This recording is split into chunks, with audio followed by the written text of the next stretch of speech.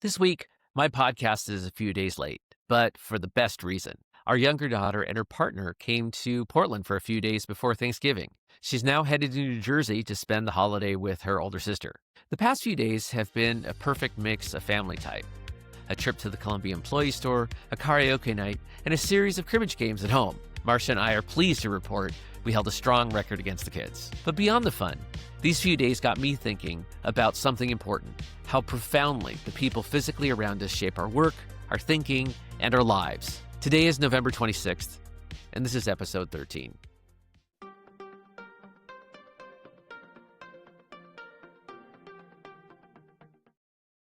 Like many parents, we asked our daughter how her work was going. She mentioned she was grateful to be sitting in an office surrounded by more senior people in her group. Marcia and I were thrilled to hear this, and it reminded us of a fascinating study from the Kellogg School at Northwestern back in 2017. The researchers found that simply sitting within 25-foot radius of a high performer improved coworkers' performance by 15%. I'm not surprised. I agree that just being near excellence makes you better. This brought to mind one of my favorite stories from The Idea Factory, a book about AT&T Bell Labs. Patent attorneys there were trying to identify what the most productive innovators had in common. They discovered something surprising. The most prolific inventors were all the people who regularly had breakfast or lunch with Harry Nyquist. Now, Nyquist himself was a famous innovator. Signal processing folks like me know him for the Nyquist rate, the minimum sampling frequency needed to preserve information.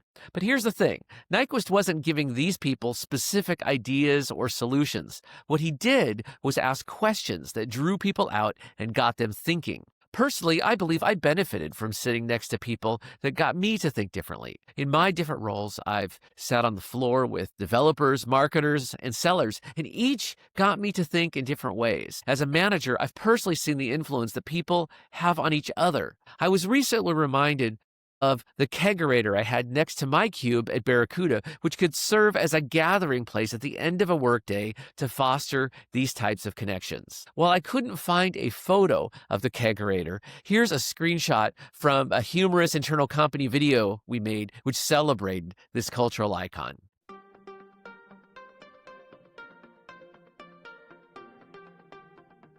This is why I worry about all remote workplaces. The data backs up these concerns. A major study of 61,000 Microsoft employees over the first 6 months of 2020 showed that remote work caused workers to spend about 25% less time collaborating with colleagues across groups.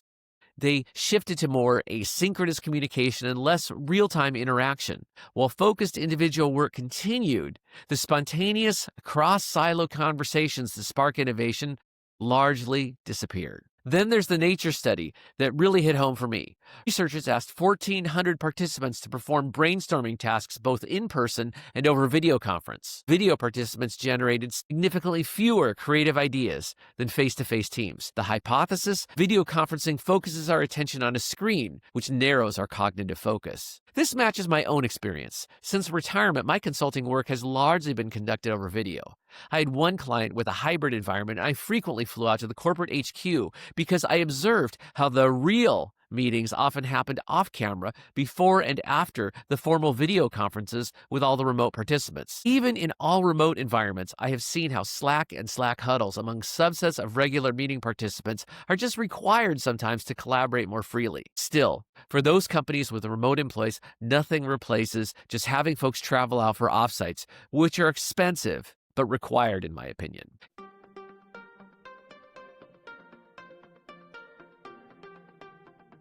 Here's where it gets complicated. I can't be a complete purist about this. We benefited from remote work flexibility this week. Our daughter worked remotely from my office on Monday and Tuesday so she could visit us without burning vacation days. And the data shows that hybrid arrangements where employees work from home for 2 days a week actually reduce turnover. Some newer companies are still betting on in-person culture. I recently watched an interview where the CTO of Oracell, an AI-native CRM company founded post-pandemic, who talked about why they chose to build an in-person first culture despite the talent crunch.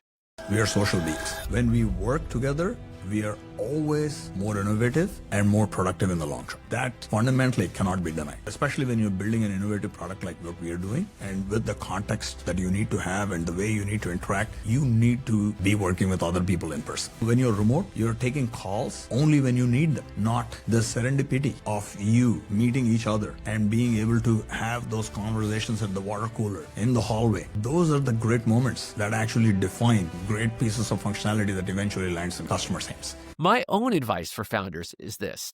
I advocate a default in-office environment, with perhaps the exception of just a few remote specialists. I like the default mode of people working together in an office, but offering the flexibility at specific times. With too much work from home flexibility, it's no longer predictable when people will be available. I'm open to schemes like flexible Fridays or specific weeks where people are not expected to show up to the office. The week between Christmas and New Year's, for example, is always a good candidate for this type of flexibility, whether people choose to take paid time off or not. And obviously, as evidenced by my daughter's visit this week, the Thanksgiving week in the U.S. is a good candidate for this flexibility too.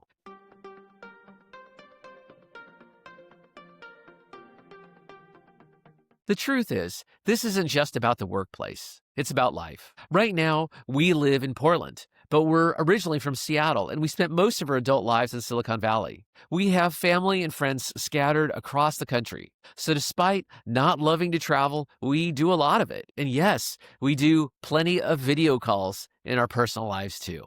But the reality is clear. The people who have the biggest impact on our daily lives are the ones we spend the most time with physically. For example, one real surprise is how much I value a friend right in our condo building. We didn't start by having deep philosophical conversations. We'd go out for hikes on weekend days, an occasional lunch, and some other outings like hanging out with the frogs at the Portland Ice protest and karaoke night. Still, somehow, as time went on, we just started sharing more, and I really feel like we experienced the texture of each other's day-to-day lives. Contrast that to one of my really good friends in California. We were former coworkers, and I feel like we'll be friends for life. Our horoscopes on The Pattern even reveal past karmic links. We still do regular FaceTime calls every 2 weeks that often cover very deep topics. We still send each other goofy Apple Watch messages, and we even have great conversations when we do visit. Still,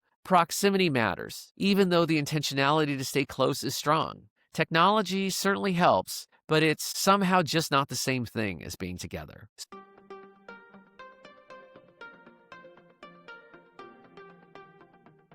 So here's what I've been thinking about this week. My younger daughter is sitting in an office surrounded by people who will make her better just by being there. She gets to have her version of time with Harry Nyquist from AT&T Bell Labs on a regular basis. Here's the question I'll leave you with. Who are the people in your 25-foot radius right now, and are you making the most of that proximity? I'd love to hear from you.